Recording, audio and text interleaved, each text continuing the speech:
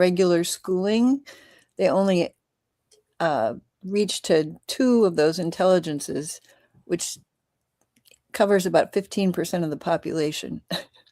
Wow. Yeah. Boy, The rest of us this just isn't. get kind of crammed into that. What do you call it when you put a circle in a square? No, what do you call that? There's some cliche. You can't put Oh yeah, a putting a round peg in a square hole. right.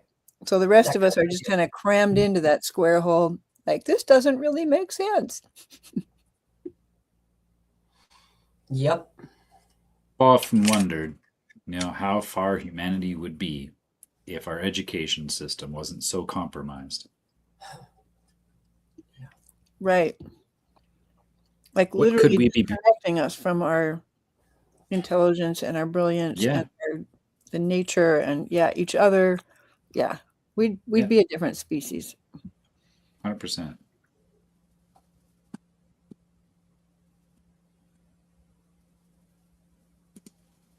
Okay, markets. Whee!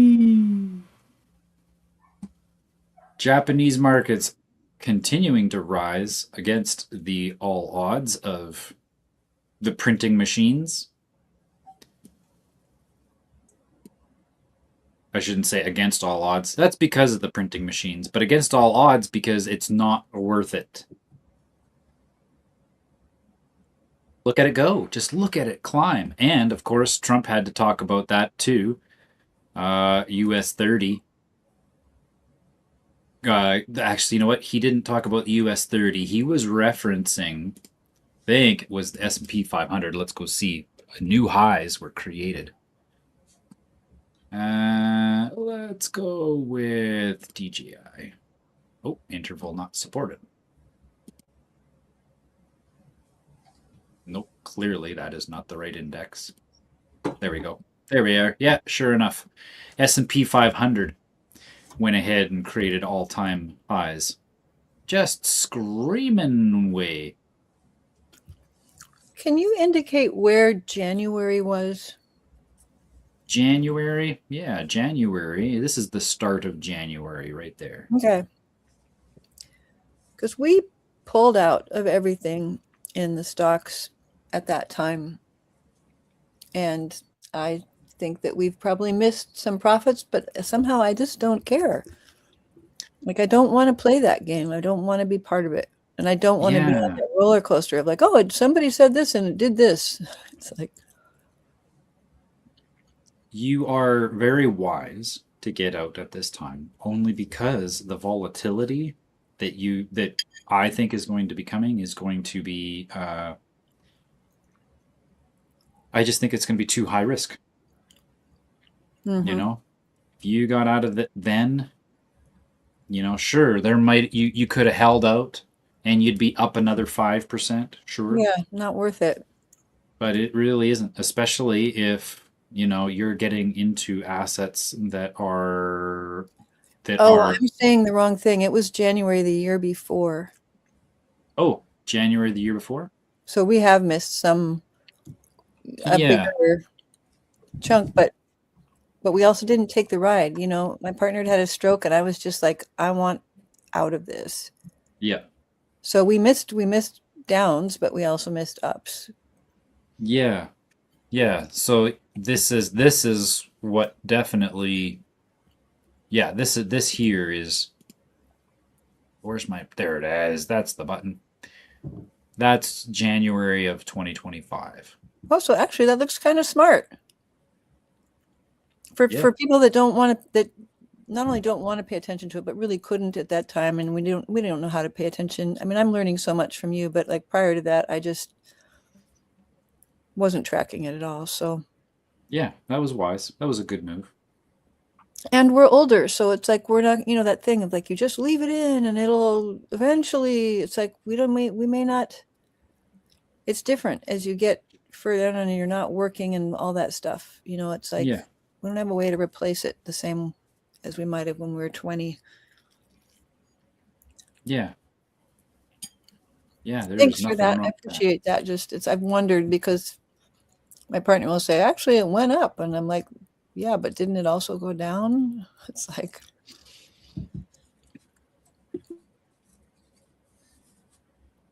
Yes, and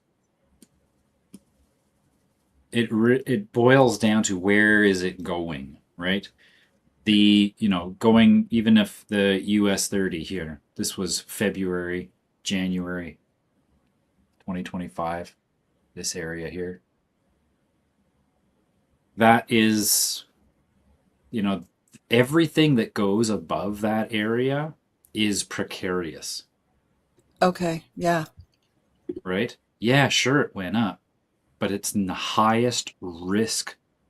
Like, this is the highest risk you can put your money into right now, because Hmm. it's just keeping on accumulating. What we really need to see is a market correction, similar to what we saw in COVID, right? This drop here was necessary. It went back to the old time highs where people were celebrating and jumping down because of how good things were from 2016. That's where it dropped.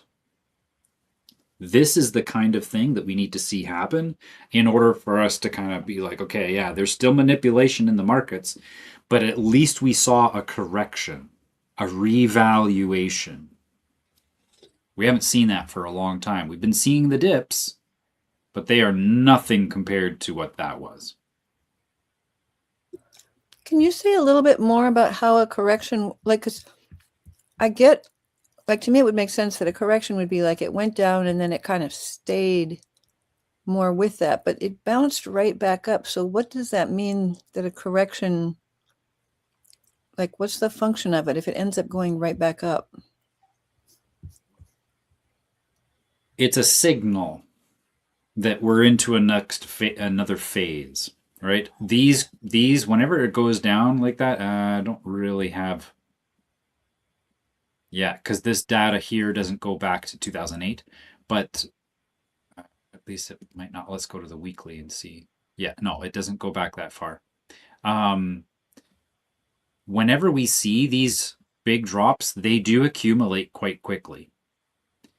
And it isn't a correction in the sense that now things are better. It's that from when it goes down like this, you have less risk going up, right? If it just keeps on going up, that risk is higher and higher and higher and higher Okay. and higher. Buy the dip because you're hitting in low risk zone at that point. Mm-hmm. Everything above that, like everything up in here, this is high risk. Why? Because it's likely to come back down and find support from the old resistance. Mm-hmm. So then when it comes down, it's like, okay, now is a good time to buy because it's lower risk. Mm-hmm. You are waiting longer, but it's lower risk. Mm-hmm. So your move to get out, that's a very low risk exit point. Good job. Mm-hmm. Wise. Now, I don't know, we were not informed and went to talk to somebody. And so, what we moved it into may not be great either, but it was less volatile than this. So,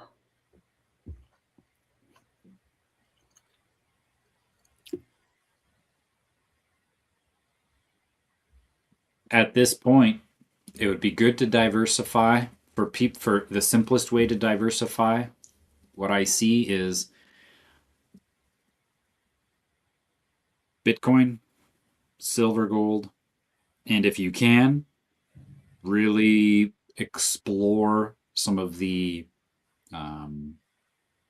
what we call mid-market capitalization for cryptos.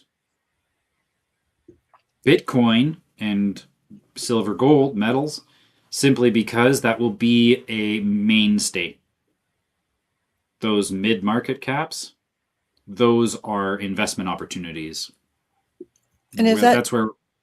that Go the ahead. same, or is that different of what you've been talking about, like Midnight, ADA?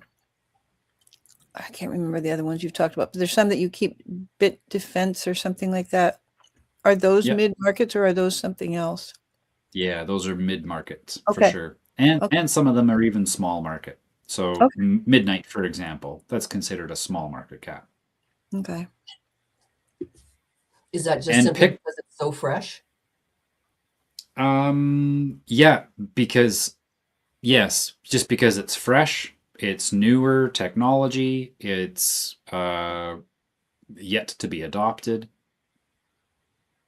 Ada is definitely a mid market cap. I would say anything in the top 10 is big market cap. Okay.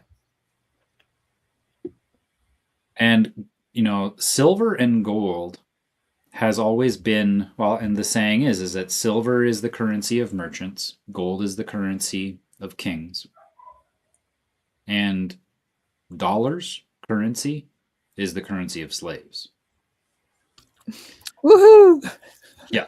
And Actually, so what? sorry, No, yeah, go ahead. just thinking about slavery, got a census demand in the mail the other day. Oh, And I'm thinking to myself, should I even bother? Like I don't care. But I'm curious as to, how much they will hound me. Make your X. Slavery. That was my point. yeah, it's a confirmation of slavery is what they're looking for. Mm. A confirmation of your consent to be a slave. They got to Well, do it every once in a while because they got to keep tabs on where are all the slaves. It's that, inventory. I mean, you got to take inventory of your cattle, right?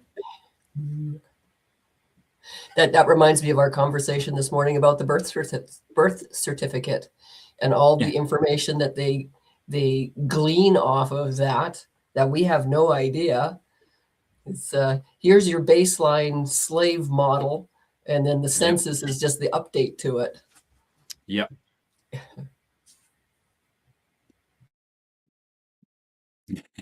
Yep. So silver, back to silver and gold. The transition going into digital products, digital renaissance, this digital ID, age of AI, the silver and the gold will be transferring into a new form, into a new type of silver and gold. Then the digital gold and silver is Bitcoin and Ethereum.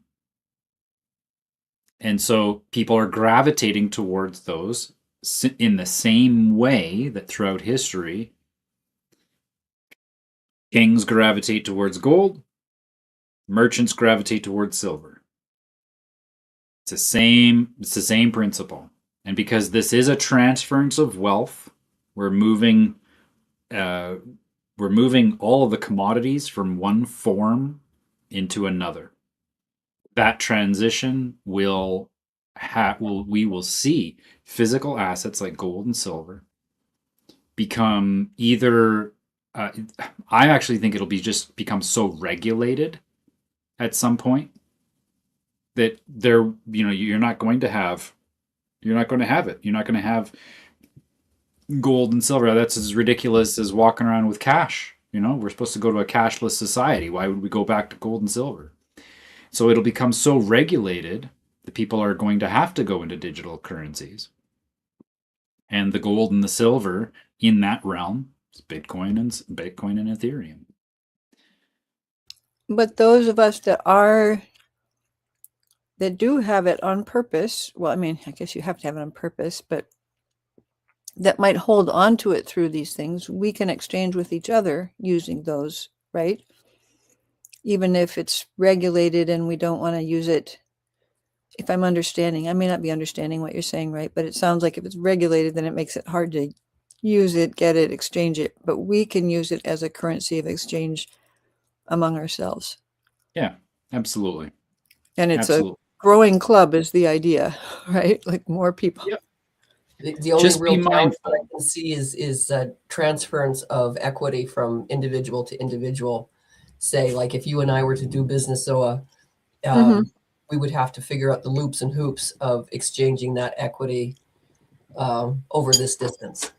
Because as much as I'd love to see you in person and give you a big hug and probably break all your boundaries, Minnesota is a bit of a walk. Yep. And when they're doing that level of control, if that's where it goes, may not be able to fly up to, cross the border, all that stuff.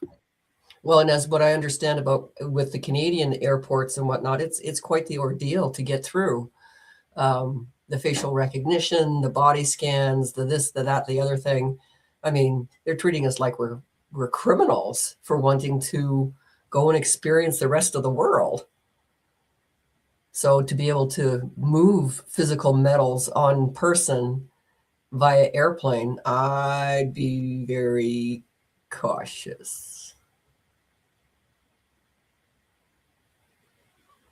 Yeah, I was thinking more about the hugs. Oh. Another currency. Yeah.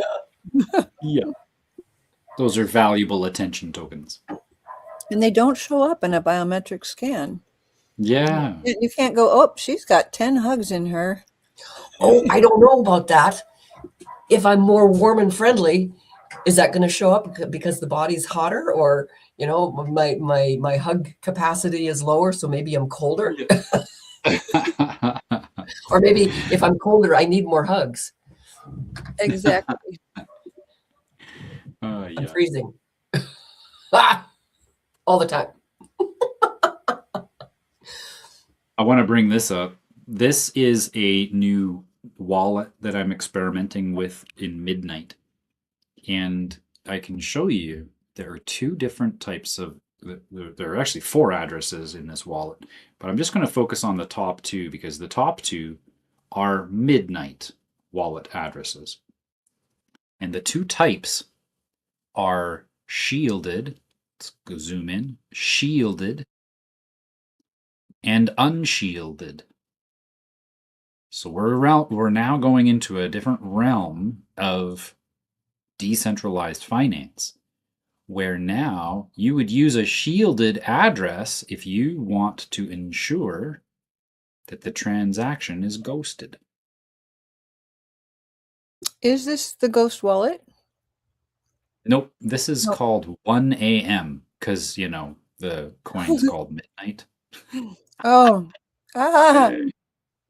because I did hear on something, and I was going to bring it back to you about the ghost wallet. Of course, now I can't remember where I heard about it or what I heard about it, but I was like, ooh, bring that to Paul. Let's go check it out. I'm not familiar with it out of the top of my head. Ghostwallet.io. Here we go.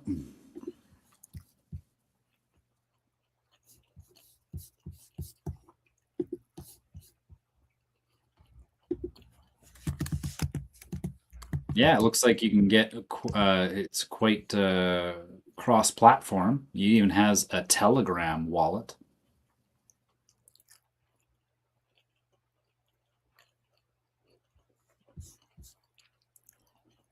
Even on OpenTor. That's great.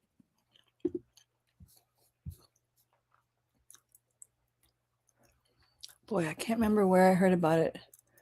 I'm thinking it might have been hearing an interview with Mickey Willis and Del Bigtree, but I'm not sure. My concern whenever I see these wallets is that they are bundling currencies, and it's not wrong. I just feel like that's precarious. What do you mean by bundling? I'll give you an example. If I go ahead and open up, let's go ahead. I'll go to Web Wallet here, and we'll see what the process is like.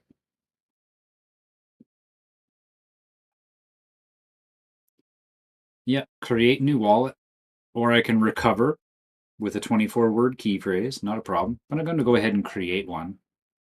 It's going to ask me for a password. This is, of course, not the 24-word key phrase. This is just if I, my opening up browser. Yeah, what's the password? So I'm going to go ahead and put one in here.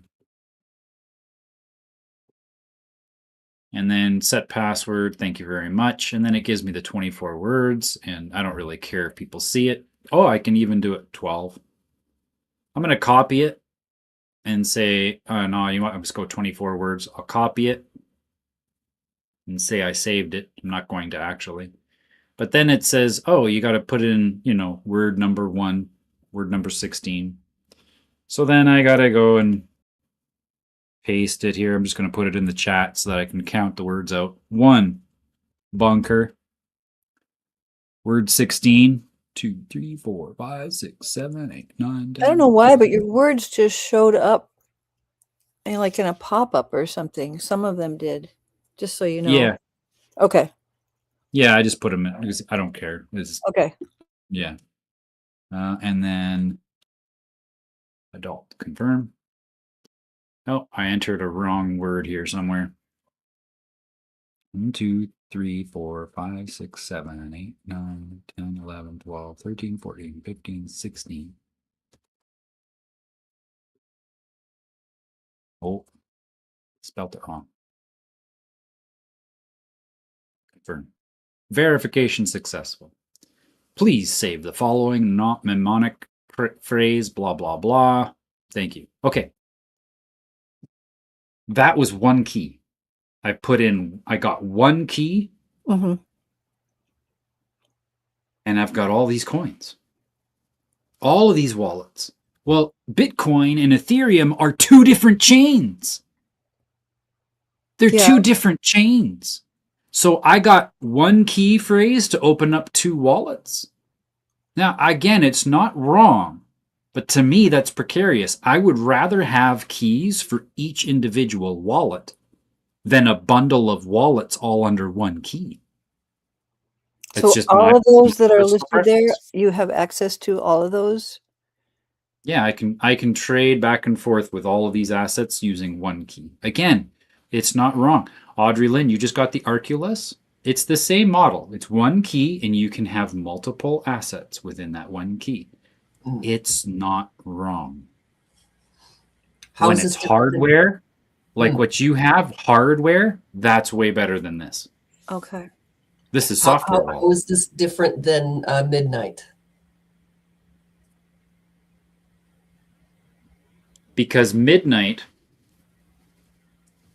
can't go, you can't lock this with other wallets. This is one wallet. You can interact. The idea behind Midnight is that it's interoperable, meaning that you can have transactions with other chains, but it's one wallet, one key for that one wallet.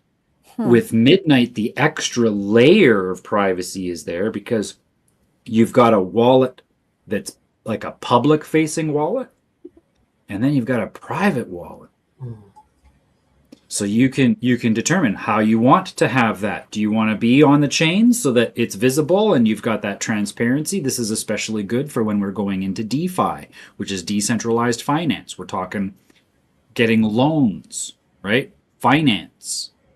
Eventually, we're going to be doing that. Well, there, you'll want to use the front-facing address because that's part of building your identity. But then there's going to be contracts where you want those transactions to be private. Well, that's what the shielded wallet is for. But it's one key for that one chain. I'm not taking one key and I'm not getting 5 different L1s, right? L1's layer 1. Bitcoin, layer 1. Ethereum is a layer 1. Doge is a layer 1.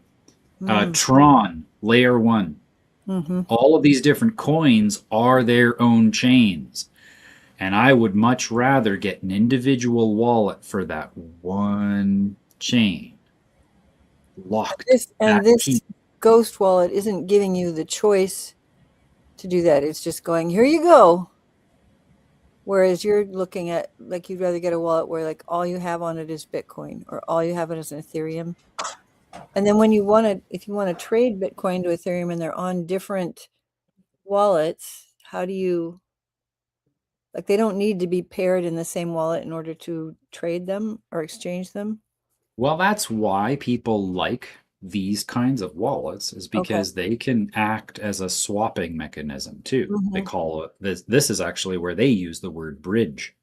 Okay. So in the bridge, it can say, oh, what are the coins you want to change? Oh, well, I've got Bitcoin. And then it says, okay, well, for your Bitcoin, what do you want it to turn into? What would you like it to become? Well, I will say, USDC. But that's an Ethereum network. Mm-hmm. So now I'm going from Bitcoin to Ethereum, and I can do it all in this one wallet. It's wonderful because it's contained. It's a swapping mechanism built in the software. But I wouldn't hold this, like I wouldn't put this in my trust. I would use this as like a decentralized exchange. I would use this when I'm taking in payment from someone who has Bitcoin. And they want to pay me in Bitcoin. Okay, I would use this because then I can receive the Bitcoin and then I can swap it, send it off to my own private wallet. Okay. This is a front-facing wallet so that, people can do transactions with me. But this is just another bridge. Acting as a trustee, I can move that Bitcoin off to whatever wallet I need so that it's private. And, oh boy, you just said something. What? Let's see. You said you wouldn't put it in your trust. Like, but what we have in our trust is not public. Like, how would anyone even know whether you had this wallet in your trust or not? They wouldn't, but it's one key that can open 7 different wallets. So you're saying you wouldn't write that key into your trust? That's correct. I wouldn't use this as an asset in my trust. Okay. I would certainly never hold. I would never hold any assets here. That's for sure. Okay. Yeah. Yeah. But you would. Because I don't trust it. We use it as a bridge, just like we were talking about, like with Audrey Lynn or other things. It's like you need a bridge. You need a way to get it from this to that. As a trustee, you're transferring it, handling it, but it's not where you would keep it. That's right. I'm actually tracking. Yep, you got it.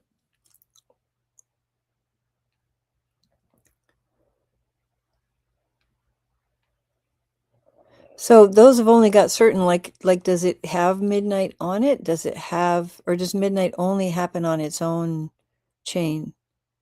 Because of the nature of the language that is used within the Cardano ecosystem, that language is not very compatible with the other blockchains. Okay. And it's not that it can't be, it's that the other chains don't want theirs to be. They are happy to trade back and forth with each other because they use a similar programming language. Even though Bitcoin and Ethereum are both layer 1, they're using the same type of, the same, how do I say this, the same approach to programming. And it's called, what's the determinant? There's a terminology for that.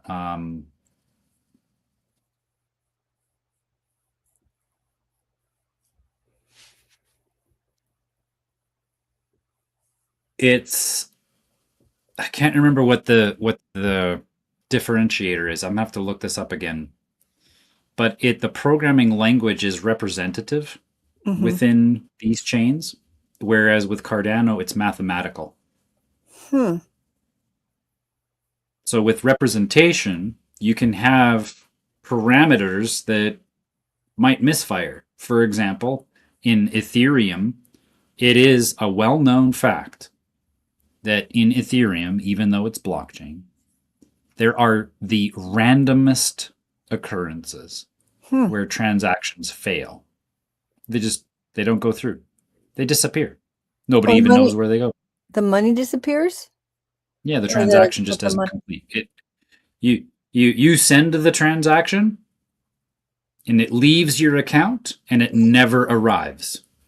Yipes. Yeah. So then why is Ethereum still a thing?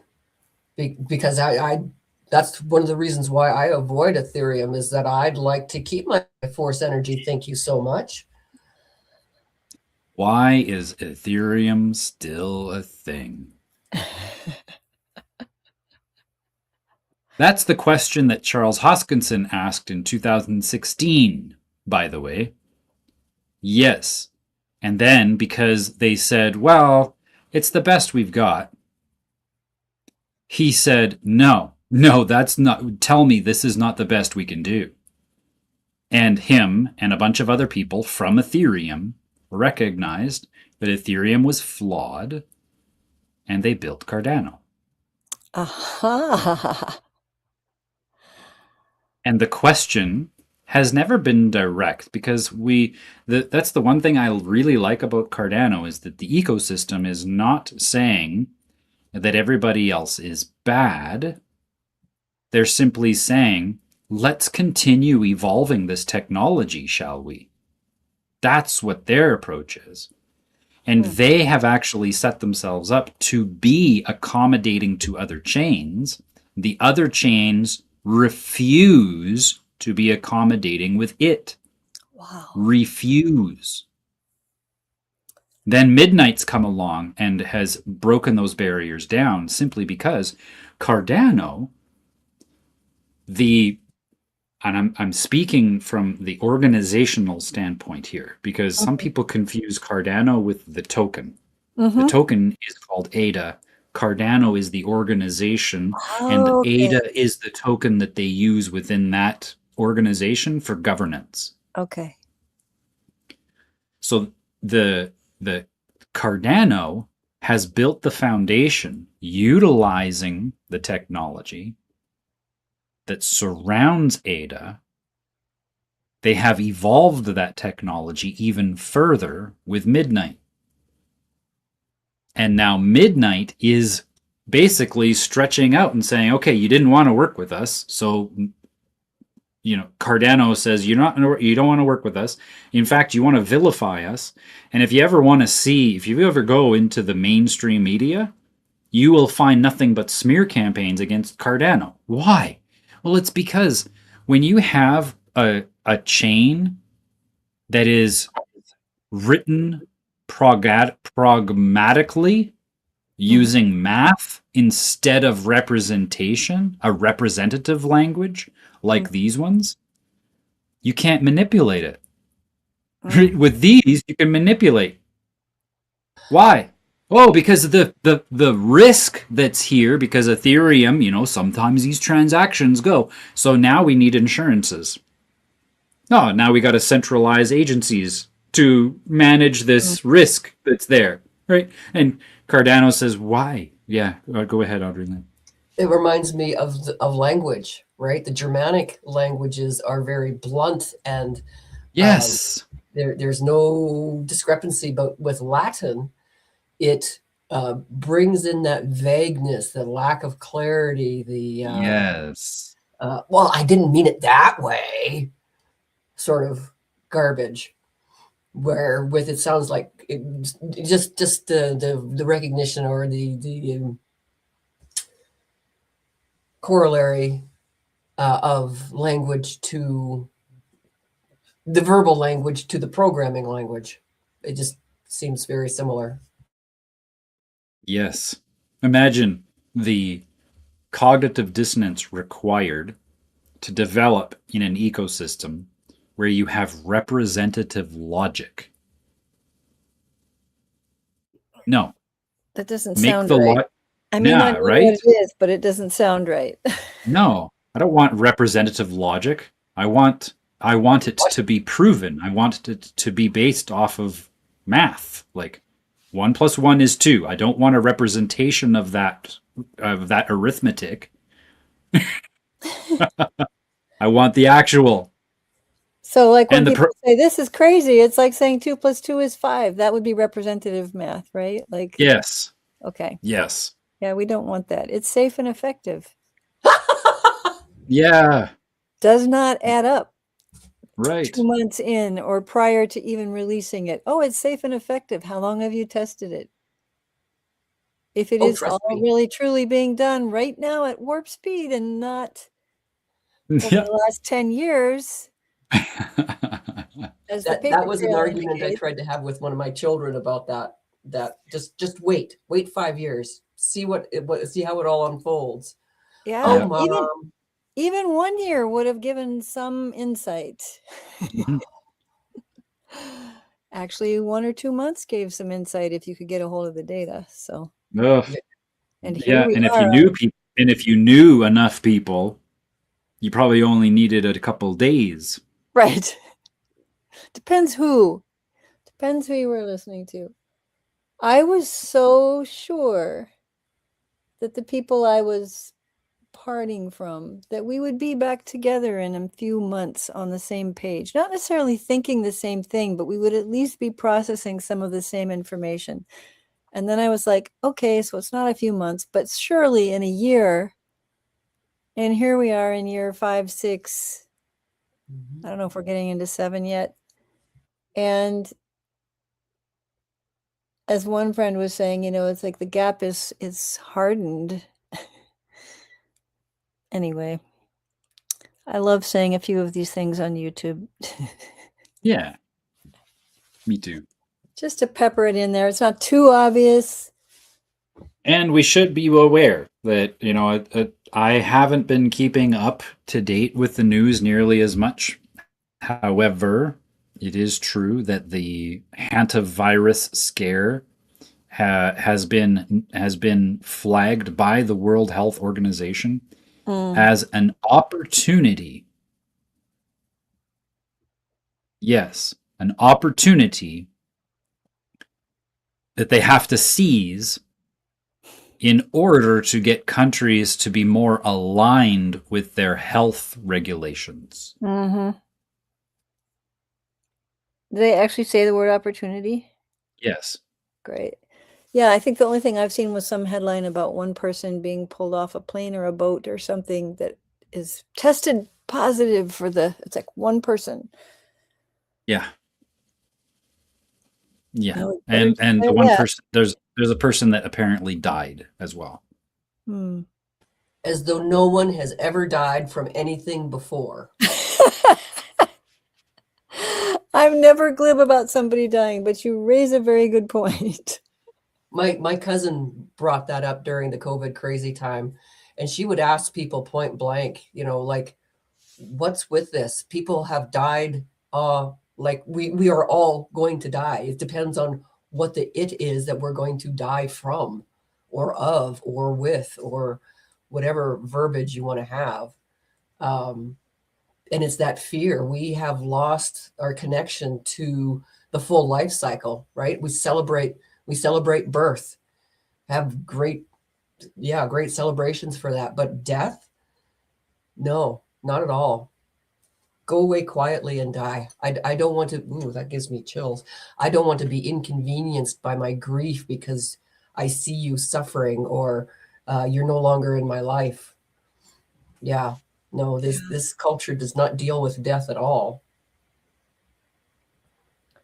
On the surface, socially doesn't deal with it. It's certainly dealing with it in other ways. Yeah. Sure, making sure that it happens. Yeah. Just don't talk about it. Here's what I was referencing. Oh, my screens are all... Here we go. World Health Organization says the hantavirus outbreak is the reason why governments around the world need to be a part of a global health order.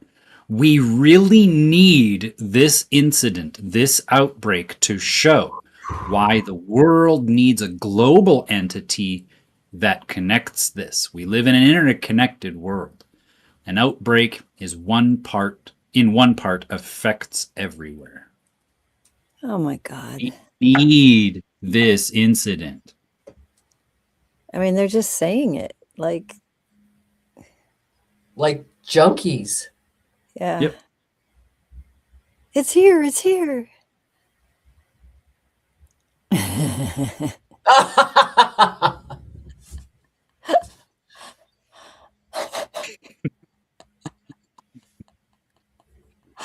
And that's all I got to say about that.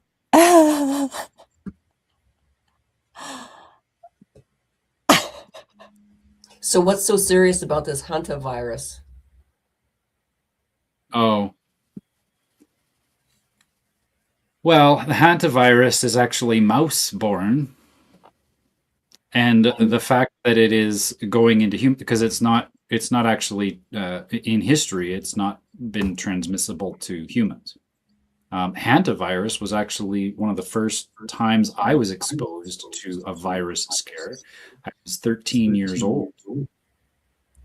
as a 13-year-old, I was in Army Cadets, and it was announced at our Army Cadet camp that we shouldn't be, going after the mice or anything like that because there's this hantavirus going off. And in fact, if you see mouse droppings, you need to, clear, get away from it. That was hantavirus in 1993. But the fact of the matter is that it was not transmissible to humans. However, as we learnt from 2020, gain of function research was already being experimented upon in the 90s.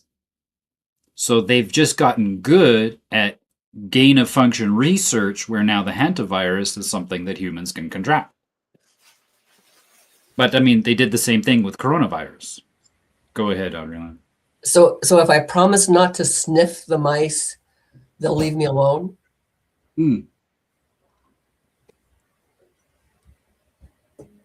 I don't know. Follow the science. Just follow the science. You'll be fine. Maureen, how's it going? Oh gosh, I'm really busy, and I'm really glad I could catch you for the last few minutes here. And are we at 12 o'clock for the geek thing, the IT thing? Yeah. 12 o'clock today? Okay, I just wanted to be sure. Yeah. What did you want to cover? I don't know. Just I thought Zoa was interested, and that something would arise. I like that because I'm trying to think of, just maybe start at the basics, and maybe I could just, start like writing something down, like your definitions of things. Maybe we could start there, just like a glossary, and I could have a glossary page on the front, what definition of certain things. Maybe we start there. Yeah, we can cover anything. Are you hooked up to the Nextcloud already? I have my password, but I haven't actually entered. Should I go there? Yeah, we can do that too if you want. Oh, good. Let's do that. Yeah. Yeah. And is Zoa here today? Oh, there she is, but she's not. Zoa's here, yeah. And then Audrey Lynn, you're gonna do another practice presentation. Is that right? Oh, okay. So noon is important. Are we talking about I've also got something else to cover on co-working too that I need input on. Okay, good. That's exciting. I'm good to wait. To postpone your like next practice. There's other things that people need to get moving on, and I have some more head stuff to contemplate. Okay, sure. But we also don't know how long our things are going to take, so there might be time for all of it, That was what we had. I mean, again, you don't have to. I'm just saying, I remember when we were talking about it a couple days ago, was thinking if you wanted to, you could start later in co-work. Yeah. I would prefer to do that. Yeah. And then present. Just because, it's Get warmed up. Get warmed up, Audrey Lynn. So it's not so much pressure. Do you know what I mean? The old template is a lot of pressure. The new template is collaborate, with kind of some discussion heads or, movement. You could be the prodder or the what did they call that? I can't remember the word for it now. Anyway, sorry. Something that kind of like helps you move, helps the others move, because I remember a teacher, and he was so good. I could never operate the way I felt he did. He was able to get us to answer the questions. He could have us define what we were learning. Now, how could that be when I didn't know anything, or I didn't think I knew anything? But he was able to coax. Yeah. Out of, and he was probably, and I've never met another person like that, and I didn't even realize what he was doing at the time, but later I did. When I started to do teaching and training, I not teaching, so training is different. But he was amazing. It was just the way his brain worked. I think he was probably, this advanced being. I never saw him again one time, and that was it. That Anyway. is such a beautiful thing. Could I share one example of that that has also stuck with me forever and ever? Is that I don't know where we're at, Paul. Is that okay? Yeah, please. Okay. I went to learn rock climbing some decades ago, and it felt very like, oh, this thing I haven't done. And these two teachers tied us up to the ropes, with a harness on or something, probably. I can't remember. It was a long time ago. And then they did not show us anything. They just tied us up to the ropes so that we couldn't fall. And then they said, okay, go climb up the thing, and they were there. Like if anybody panicked or got stuck, that was our first thing. So then when we got done with that, and some of us did get stuck, and they're like, would find something else in our life. Like they're like, oh, you do ballet? Well, this is like a plie. You just do this or that. So then we got back down and they said, okay, now you can do it. You figured it out. You can do it. We're going to show you now how to do it with less effort. How to come up, use your legs, like especially women, like use the strength in your legs instead of trying to muscle yourself up by your arms. And it was great for the rock climbing, but that example, just like you're saying, Maureen, has stuck with me. And when I do try and when I'm in a position to show somebody something, I try and just feel into if there's a way to do that, to show them that what do they already have? Because otherwise it gets, it's the opposite of that, always making us externalize. We need something from somewhere else. It's like, no, we have it. And then there's also value to wisdom and experience. But that was so powerful. It is very powerful, isn't it? Because you remember. Mm-hmm. It's remembering, and that's where he was coming from, is that you Oops. She's gone. I had the purified water going, and it overflowed, and it's like, oh my God, precious resource. But yeah, isn't that nice for it to come up now? Mm-hmm. For us to wake that up and remember that. Well, that's what you're doing with the, with the trust and stuff. We start talking about the paperwork and all the stuff, and then you go, you know what? Little T trust, that's what it's based on. Law is observed. It can be written, but it's observed. I mean, that's the same thing I feel that you're doing, is like, okay, what is the trust in our life force? Yeah. So I feel like that's part of what I resonate with that you do, is that you go, actually, you don't need all that stuff. Here's how we can use it, but you don't need it. It's not how this whole thing works.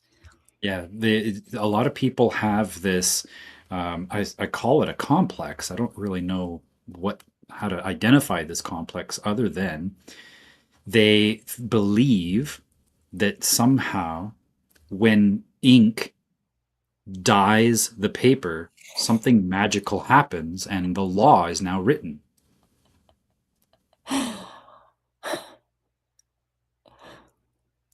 Lawyers especially.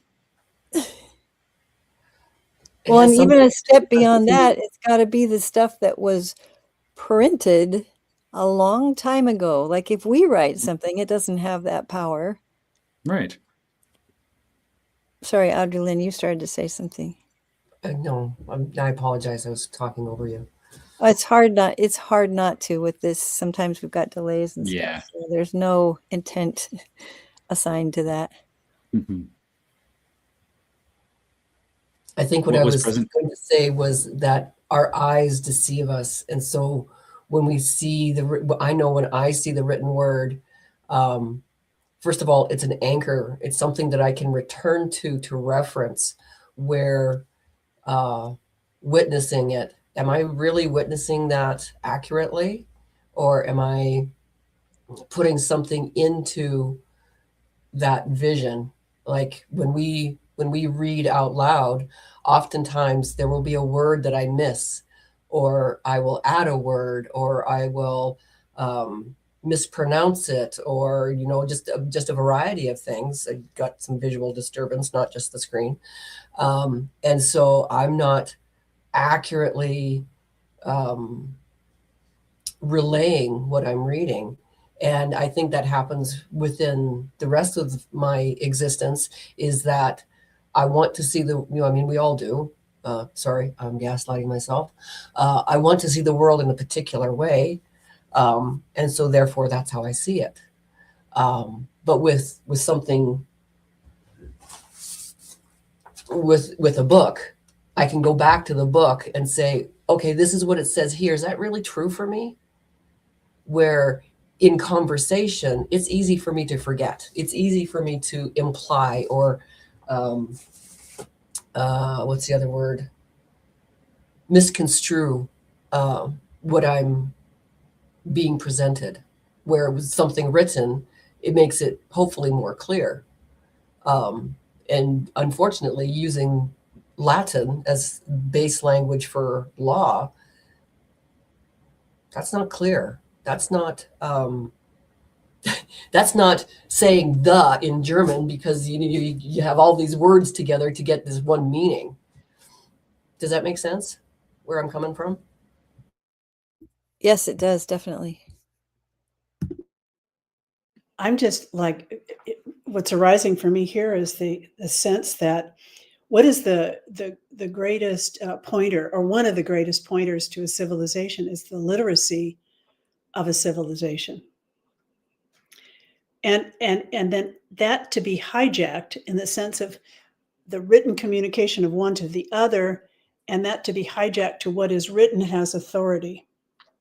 When you first start out as very young, and it's a sign of intelligence. And I think there is some truth to that, to have an abstract, to be able to abstract, that is an important skill, and to generalize it. But it's this whole thing of giving authority to, is that has authority. The written word has authority, and the hijack of that. Maybe one of the biggest hijacks.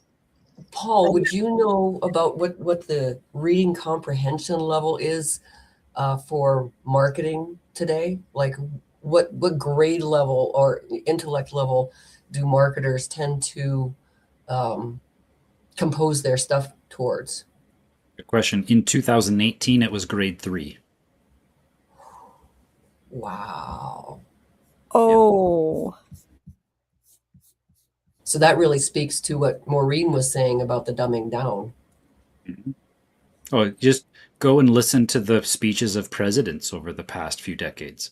You can see the decline in the language patterns and just how retarded you have. Like, people who listen to the speeches and get something out of them today can't get anything out of the speeches from the 40s and 50s. I have some really old books from the 30s, 40s, and 50s, and when I read them, I have to really slow down and comprehend what it is that they are trying to convey, because it's difficult. And these are primers; these are books for high school and elementary education, and I'm ashamed just at how much I'm blown out of the water. Yep.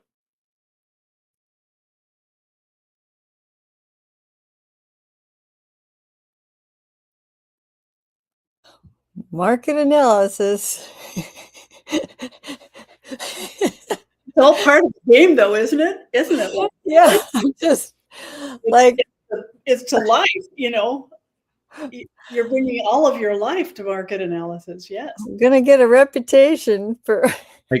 I could very well rename it to marketplace analysis. Yes. Did you finish? Did we didn't do silver, I don't think. Do you want me to finish after all that? I do. Yeah. Silver is, I keep thinking I'm going to get myself to do something with it. So when I look at it and it's still down, I think, oh, I really should. And then I don't. So then I go the next day, where is it? Where is it? It's silly. Because then one day it'll be like, oh, it went way up. I missed it. Okay. You're just not ready yet, Zoa. You will be. Perfect time. It's a leap for me because before I've done it through someone I know, and so this is different that I actually have to like enter the system to some degree, and yeah. I can definitely bring up silver.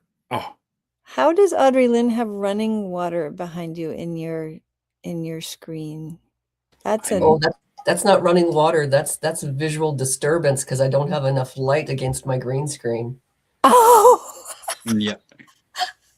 Which I am going to remedy. Here I was admiring all this time, like that's amazing. She's got a running stream vertical behind her. Like that's incredible. Video background. I won't be able to recreate it once I take the screen down and put it back up again. Yeah.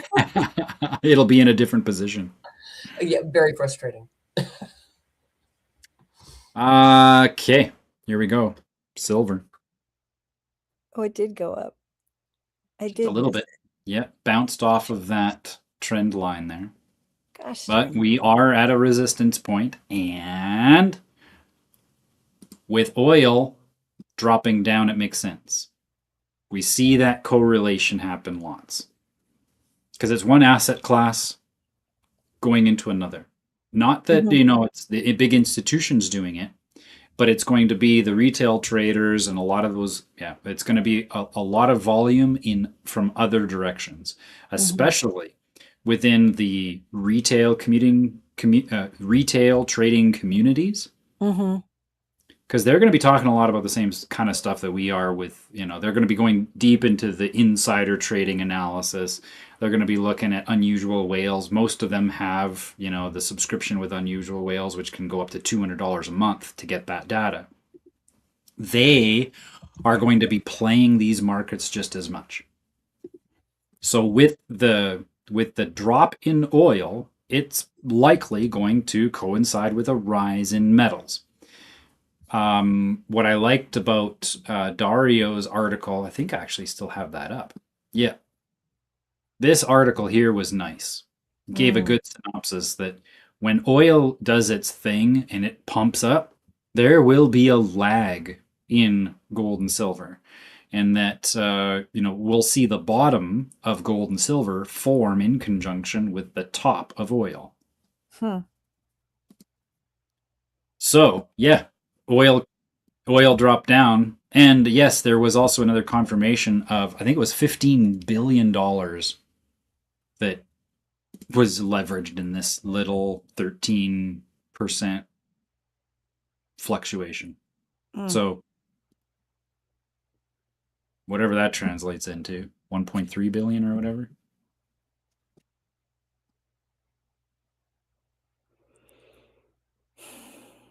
Gold just eking out above that trend line. We'll see what happens rest of today going into tomorrow, whether or not it can hold this level. If it can hold, or if we do see tomorrow it bouncing off of this trend line to rise up, challenge this one. And what time frame chart is this particular chart? This is on the 4-hour chart. So even this trend line here, this is only from the last 65 days. Okay. And then silver was that the 4-hour chart as well? Same time frame, yeah. Okay. If oil now has switched from dollar to gold, or has it, I'm just assuming that that being the criteria, why is there reverse the polarity value between the two? Between oil and metals? Yeah. Well, it's about the impression that people have on the direction that will go. So because of the war, there is this impression that oil will go up. And so knowing that oil in the short term will go up, a lot of people gravitate towards those short-term gains. Okay. When there's, the volatility that we will see in metals are going to occur over longer time frames than the volatility that we see over oil. And so that's why we're going to see a lot of the teeter-totter style trading occurring, where now already, gold and silver in the retail markets, they're getting shorted, meaning people think it's going to go down now. Why? Because oil just came down and found some old support. Look at that line, how prominent that line is. So now traders are thinking, now we're going to go up for a while. And another reason why they think it's going to go up is because of this high here. That high is higher than the previous high. This low being down here, they call this convergence. Can you say more about convergence? I'm sorry, I'm using the wrong term. Confluence. So there's this high here, which is at, underneath this pivot point. Then this high goes higher. But this higher high was preceded by a lower low.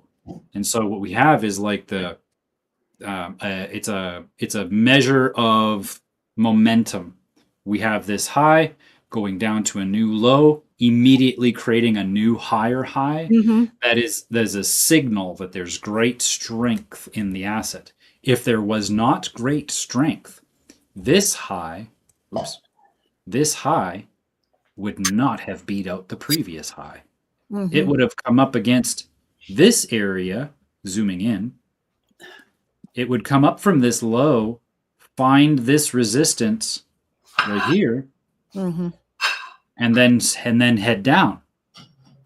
But the fact that it went up and above that pivot point, beating out the previous high, they call that confluence, meaning that Why did they go off of that very last one rather than the one that was even higher? Well, because this is a trend now, right? So here, oh man, that's sharp. But that is there. It's ugly. But that is a trend, Mm-hmm. right?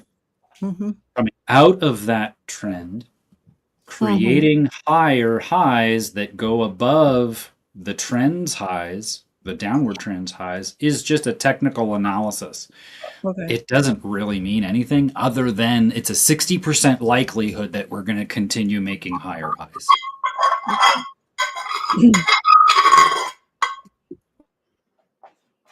Am I muted?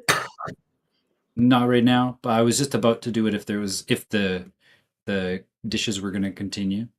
Does that help? Does that help? Again, it does. we're in this balance point. It's like a teeter-totter, and the money is going to go wherever the shortest gains, like in the smallest time frames. People are going to be attracted to the volatility. That's why like oil right now is getting so much publicity and so much attention, is because of the volatility. Typically speaking, oil is not this volatile. In fact, if we go back, I always put this chart up. This is a very important meter that I have, and this is the ATR, which stands for average true range. So whenever this goes up, we know volatility is up. And typically speaking, throughout history, we don't see it get up this high. And is that UK, particularly UK oil? Well, the same occurs within Okay. the US oil, yeah. And UK, that's just the Brent is what they call that. And this is the WTI, World Trade Index. Simply because the US dollar was the currency that all the countries used. But now that's not so much the case anymore. More and more countries are starting to diversify because the US dollar isn't the dominant peg anymore. You know what? I just want to put a plug in before I forget, is that in this silent immersion, a lot has been talked about money and family, money and relationship. and it might be interesting. I don't know, Paul, if you're getting the reboots, but for Audrey Lynn, and I don't know if you're interested in this kind of. Jacqueline is an amazing viewpoint. It's an out of the box usually and a consolidation viewpoint that's very interesting to consider. It doesn't mean you have to like take her viewpoint on or anything, but I wanted to give you the opportunity to see this way of purifying money, because one of the things that's so hard, like when Brigitte came on, she goes, oh my God, there's so much purification of money, and all the things that money brings, because it has a huge complex carrying aura, if you want to call it, but it brings with it a lot of different energy patterns that have emerged out of the use of money, and how, because in and of itself, it's just whatever we want to make it. But when all these different complexes, I'm going to call them, and behavior conditionings, and just word conditionings and behavior patterns that are associated with money, opportunity to purify this, not just for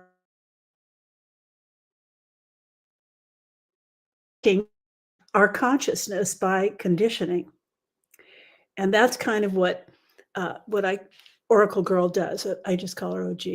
But what she does is she brings it out, and then if you're, however you're willing in your energetic field and your mind and all that, are open to purifying, because you're in this group and you are purifying, because that's what we're doing, is we're giving awareness and our natural.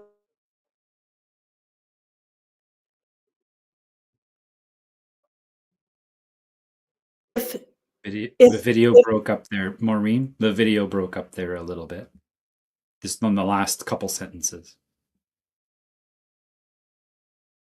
And it's still paused.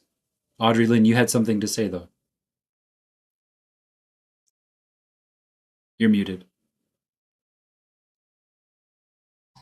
Brigitte. It's a very unusual name, and in one of my Telegram groups, I know a Brigitte, and I'm very curious as if it might be the same person, which would be like totally weird. Oh yeah, it is actually Brigitte, I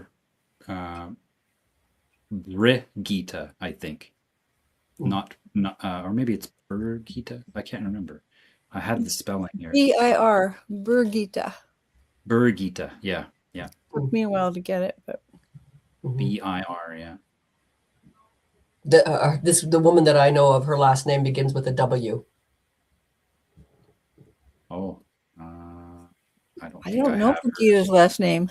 Yeah, I don't have her last name either. I know her, but I don't know her last name.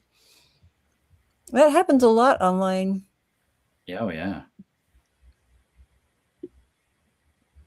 Anyway, thank you. It just synchronicities. Yeah. I mean, I might just jump onto Telegram and shoot her a message and ask, "Are you part of this group? Mm-hmm. Do you know this group?"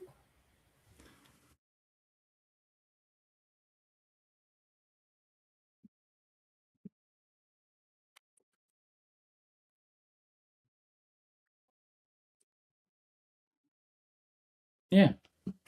Market analysis. Co-work in. Yeah, I'll pick. Oh, here comes Maureen back. Okay, I won't talk about it. I'm glad you came back. And I was just about to close things off. We weren't sure if you were coming back. But we missed, I don't know. Well, I say we missed the last couple sentences, but that might have been a few more sentences for you before the disconnection occurred. So is co-working in about 45 minutes? Officially, but I'll pick it back up here. I'll take a quick break, bathroom, grab myself a bite to eat, and come on back in about 20 to 30 minutes. And it's a different link. And yes, that is a different link. Okay, we go to the More- code. I'm yeah. getting this down now. Me too. Maureen, you did I send you that link, the co-work room? I've got one. Yeah, I've got it. Okay, great, awesome. I'm pretty sure I have it. The co-work, yeah, co-work game room, right? Yep, perfect. That's the one. Good.